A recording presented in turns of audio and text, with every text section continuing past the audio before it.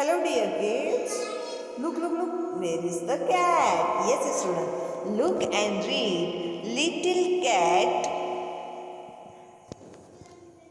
Little cat is going to the park. She is sitting in the car. Let's see where she is. प्यारे बच्चों, cat कहाँ गई थी? Park में गई थी। अब हम देखते हैं कि वो कार के कहाँ बैठी है। Look student. Far car, near the car, beside the car, under the car, behind the car, in the car and on the car.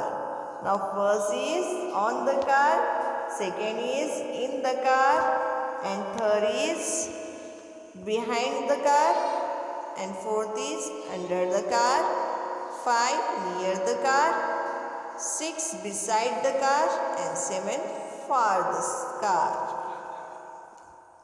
Enact the activity with the children with the help of table, bench, chair and fill in the blanks with correct word. The car is on, in, near, front. Okay student.